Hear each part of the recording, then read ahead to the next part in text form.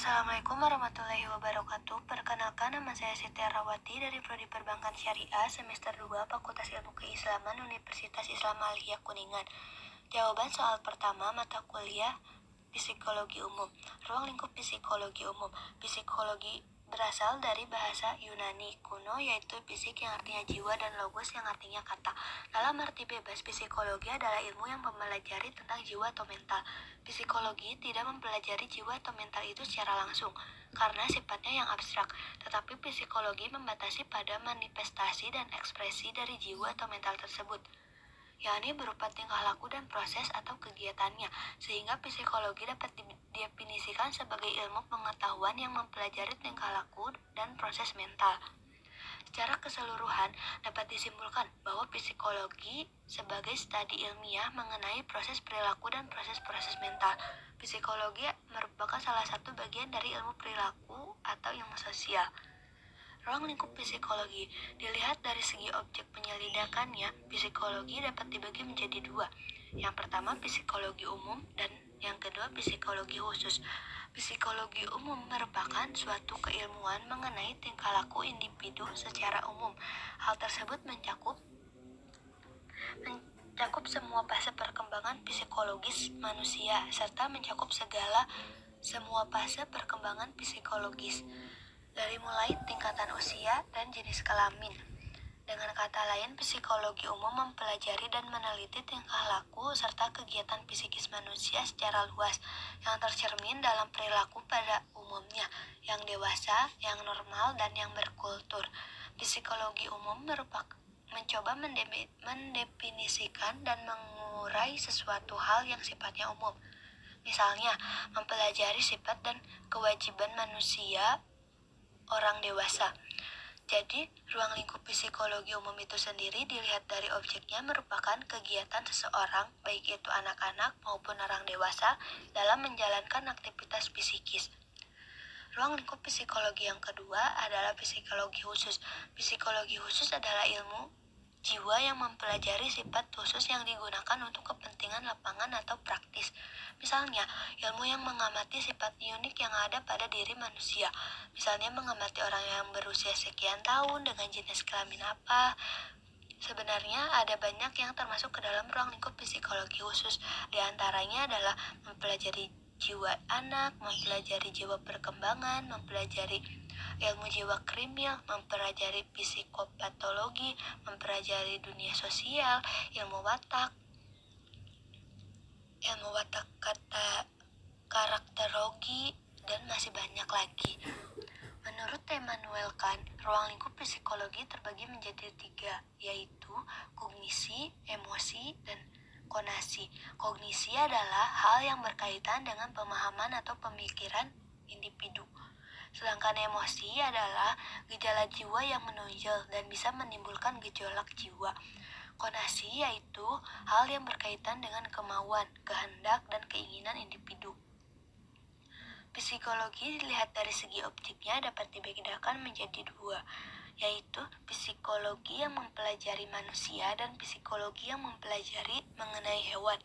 Psikologi yang mempelajari mengenai manusia adalah psikologi yang meneliti dan mempelajari perilaku seseorang atau perilaku manusia. Sedangkan psikologi hewan adalah psikologi yang meneliti dan mempelajari perilaku hewan, dan dari hasil penelitian tersebut dapat berguna untuk mengerti tentang keadaan hewan. Jawaban soal nomor 2. Motivasi. Pengertian motivasi.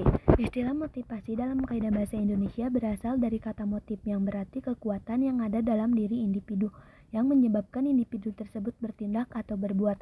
Motif tidak dapat diamati secara langsung, tetapi dapat diinterpretasikan dalam tingkah laku, berupa rangsangan, dorongan, atau pembangkit tenaga untuk melakukan tingkah laku tertentu.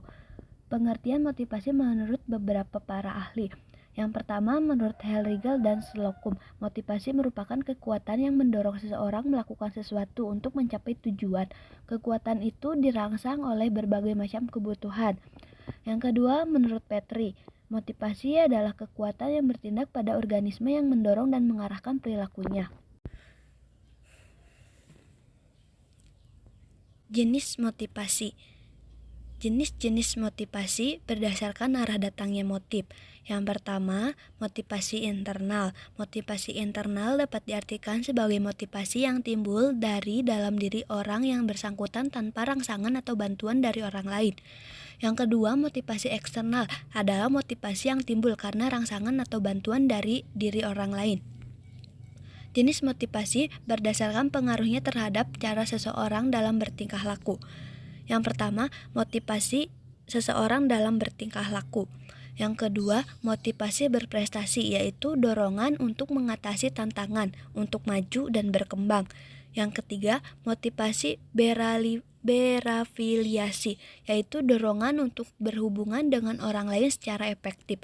Yang keempat, yaitu motivasi berkompetensi, yaitu dorongan untuk mencapai hasil kerja dengan kualitas tinggi.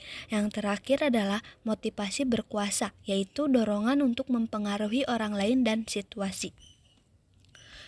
Jenis motivasi berdasarkan sumber dan proses perkembangannya dibagi menjadi dua, yaitu motivasi primer dan motivasi sekunder.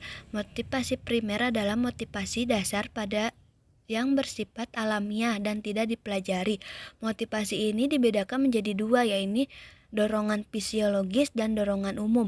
Dorongan fisiologis bersumber pada kebutuhan organis seperti lapar, haus, bernapas, seks, dan lain sebagainya.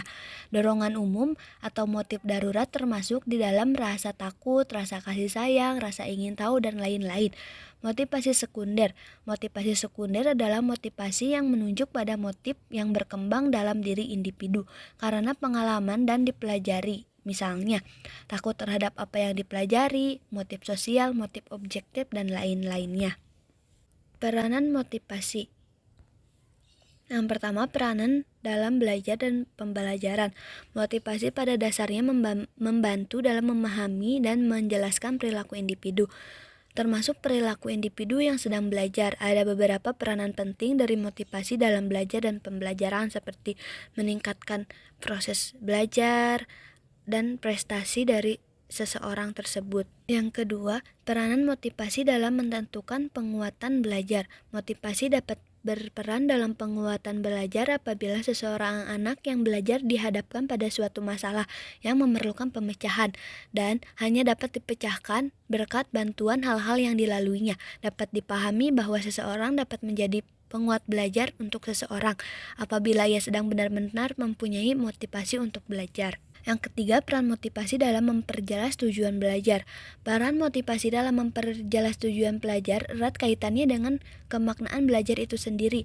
Anak akan tertarik untuk belajar sesuatu jika yang dipelajari itu sedikitnya sudah dapat diketahui atau dinikmati manfaatnya bagi anak tersebut. Yang terakhir, motivasi menentukan ketekunan belajar. Seseorang yang termotivasi untuk belajar sesuatu akan berusaha mempelajari dengan baik dan tekun. Dalam hal ini, tampak bahwa motivasi dalam belajar menyebabkan seseorang tekun dalam belajar. Sebaliknya, apabila seseorang kurang atau tidak memiliki motivasi untuk belajar, maka ia tidak tahan lama dalam belajar. Dia mudah tergoda untuk mengerjakan hal-hal yang lain, bukan belajar. Itu berarti motivasi sangat berpengaruh dalam ketahanan dan ketekunan belajar. Kesimpulannya, dari serangkaian penjelasan di atas, maka dapat diketahui bahwa yang dimaksud dengan motivasi adalah suatu dorongan yang ada pada diri seseorang individu yang menyebabkan individu tersebut melakukan aktivitas atau kegiatan dalam rangka mencapai tujuan tertentu. Motivasi tersebut biasanya akibat rangsangan dari luar atau lingkungan individu atau berasal dari dalam diri individu itu sendiri atau alamiah. Kepribadian manusia. Kepribadian manusia terbentuk karena beberapa faktor, di antaranya faktor keturunan atau warisan biologis. Kepribadian seseorang dimaknai sebagai suatu hal yang diwariskan secara turun-temurun dari satu generasi ke generasi lainnya. Warisan biologis ini muncul dari genetik atau keturunan, misalnya bentuk tubuh tinggi atau pendek, kurus atau gemuk. Bahkan dari beberapa penelitian, sebagian penyakit dan watak tertentu juga diwariskan kepada anak-anak di dalam satu garis keturunan. Sebagai contoh, Rudy terkenal sebagai anak yang memiliki jiwa kewirausahaan. Adapun sifat ketekunan dan kesabaran yang dimilikinya merupakan keturunan dari ayah dan kakeknya yang merupakan wirausahawan yang sukses. Seseorang anak yang memiliki postur tubuh yang tinggi karena kedua orang tuanya pun memiliki postur tubuh yang tinggi. Yang kedua, lingkungan fisik. Proses terbentuknya kepribadian individu turut dipengaruhi oleh lingkungan fisik yang berupa letak geografis, iklim, topografi, dan sumber daya alam. Sebagai contoh, orang dari etnis Batak terkenal memiliki logat berbicara yang lantang dan keras. Hal ini dikarenakan latar belakang lingkungan fisik tertentu. Dahulu, orang Batak tinggal di wilayah pegunungan dan berciri khas pola permukiman menyebar. Pemukiman yang tersebar menyebabkan jarak satu rumah dengan rumah lain menjadi berjauhan. Maka untuk dapat berkomunikasi, warga harus saling berteriak dan bersuara lantang. Berbeda dengan etnis Jawa yang terkenal dengan sopan santunnya. Lingkungan berkelompok. Kepribadian juga dipengaruhi dari hubungan sosial dan pengalaman berkelompok. Misalnya, dengan siapa seseorang bergaul dan berinteraksi, dan lain sebagainya. Kepribadian individu dipengaruhi oleh faktor kelompok teman sebaya, dikenal pula dengan istilah pergrup atau referensi grup. Kelompok teman sebaya merupakan kelompok yang memiliki ciri karakteristik berupa persamaan usia dan status.